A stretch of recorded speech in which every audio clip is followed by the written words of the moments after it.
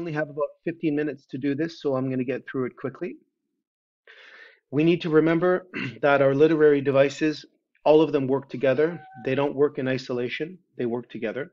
So they will be touching on each other at some point. Okay, so there's a relationship between all of them that makes an effective short story. What's unique in this short story is our two characters are the young Barton and the old Barton. It's the same character, but at two different stages in his life. And through the story, we understand exactly well how one character was able to communicate with the other one. Why are they there? Well, the aspect of time for these two characters is important.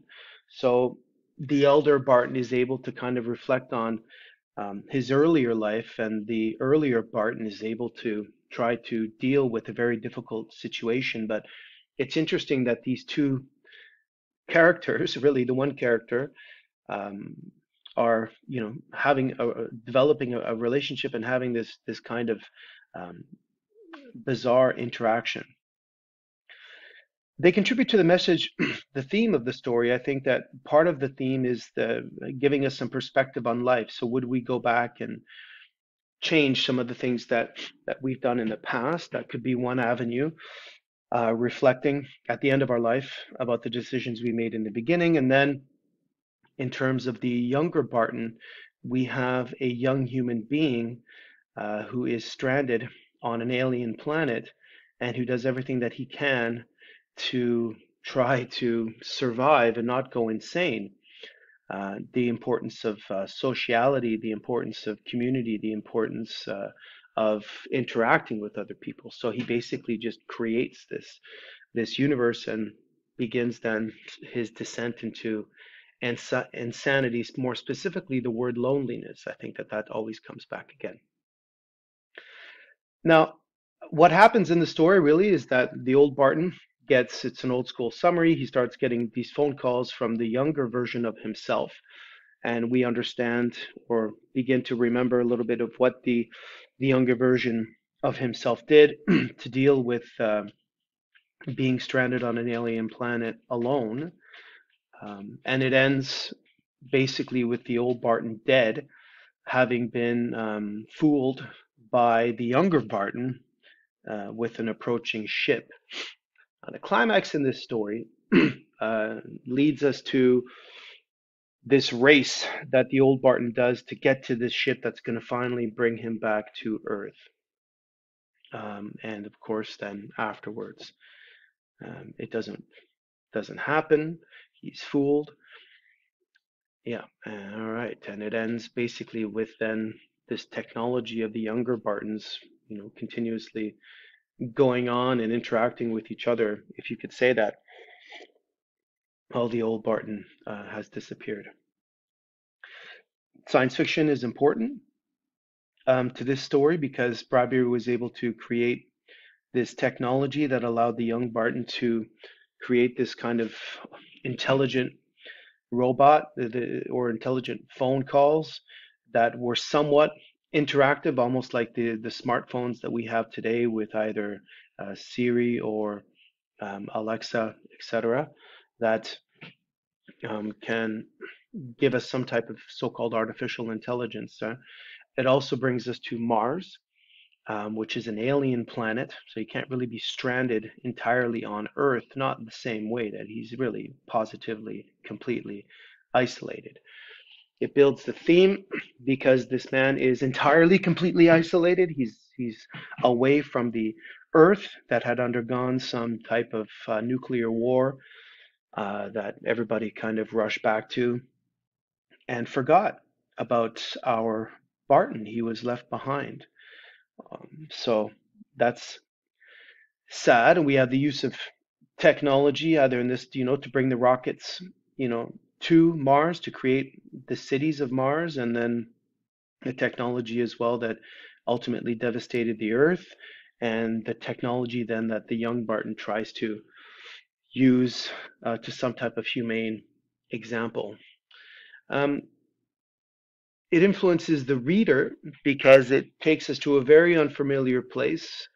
It is a pure complete isolation that our character has, as opposed to being, let's say, stranded on an island where they could always hope for some type of boat or airplane. Now, this person is completely and entirely cut off from human civilization. Right? The setting takes place on Mars again, so I'm going back a little bit before. It takes place there for the reasons that I mentioned beforehand as well. In that time, so in this case, we have times. So we have an interesting dynamic between the young and the old Barton, as the young one is kind of taunting this future version of himself, and the future version of himself is frustrated that he's basically spent his life waiting. That has been his life, just waiting.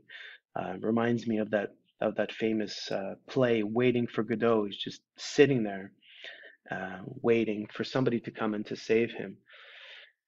It contributes to the story because it's a very unique narrative. Okay, Bradbury was able to get the old version to uh, the young version of himself to talk to the old version of himself, which is something unique, providing a perspective on the very same character at two different stages in his life.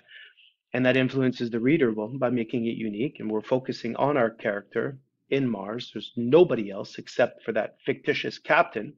But that captain, of course, was just basically the young Barton uh, playing games.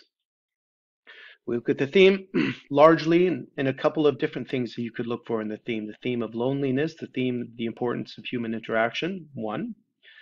Two could be the theme of reflecting, the old man reflecting on his life through this interaction with a younger version of himself.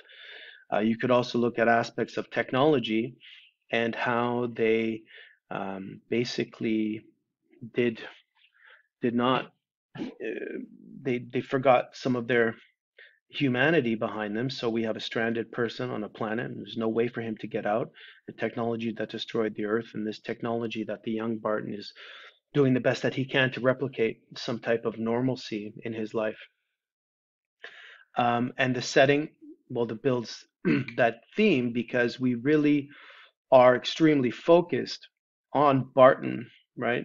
This is a very character-driven short story, whereas the setting itself on Mars with nobody else around really, again, makes us focus even more on the character than if he were in some city or in another place on Earth, etc.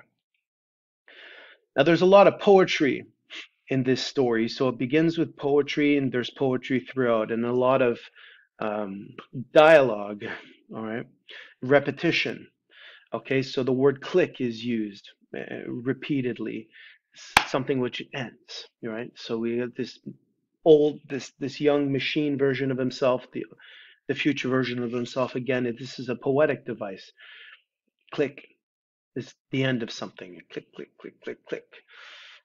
Um, through the use of dialogue, through the use of adjectives, nuance, and adverbs, etc., it really does help paint a picture of this character of Barton, and basically we begin to kind of interact with or connect with him a lot at the different stages of his life. So we see him descend into loneliness, and then we see him at the very end of his life as well, in a parallel story, which is really quite unique, happening simultaneously. That these two parts of his life are interacting live, as opposed to an old school kind of story where you start with him being young and get to him being old. It's very, very clever, very unique. Okay, not very many short stories would be written that way, and that has a very interesting influence on the reader anyway, because we're bouncing back and forth between these two aspects of the same character,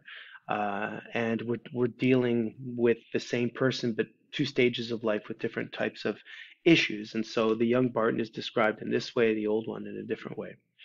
Again, we come back to this word painter, okay, a painter poet.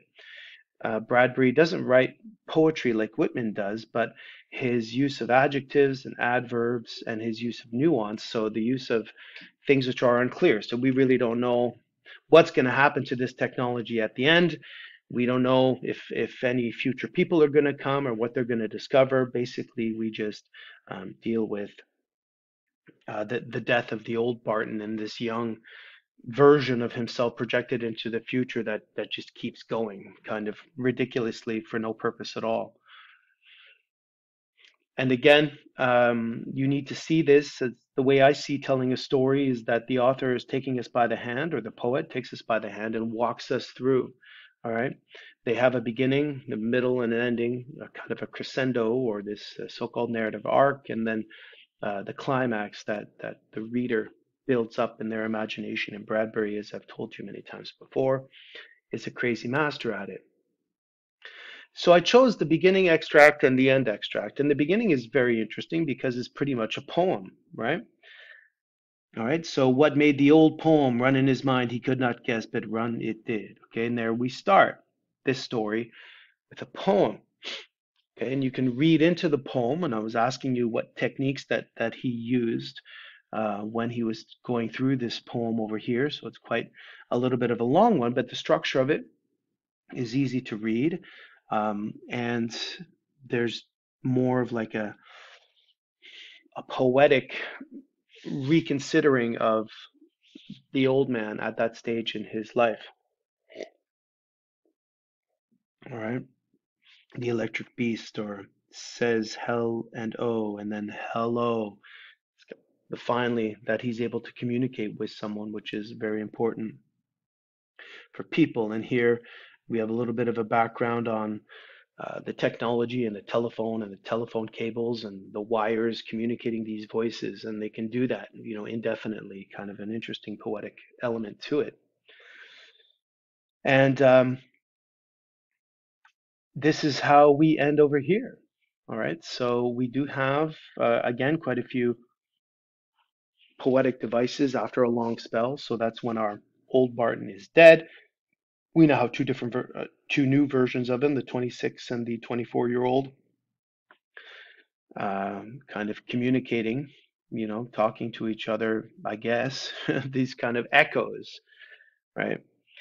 Um, and, I should mention, I guess, at some point that in the past, I've often used with when it comes to Bradbury, the significance of a title. So I didn't get you to reflect too much on the title, but for Downwinds from Gettysburg, Tomorrow's Child, Night Call, Collect. Well, a collect call is at somebody else's expense, right? And in the middle of the night, in the middle of the darkness, at the end of his life, the title is often very important when it comes to Bradbury. And here again, we had this dialogue, quite a bit of dialogue, okay, because we're focusing on the character, and that's going to be significant when you want to know what the focus of the author is. There really is heavy on the dialogue, this short story. And we have here, okay, so we have a repetition of I'm sorry, to singing, faintly, the repetition of the word over to here, and it ends with a dead city. And that brings us kind of more or less to the end of it. Now, I'm touching on a few of the things. I'm looking for you to expand on those a little bit and to reflect on those too. Um, and just to kind of tease out some of the ideas that are being presented here, but those would be, let's say, the greatest hits in my opinion. So if you have any questions about that, let me know. And yeah.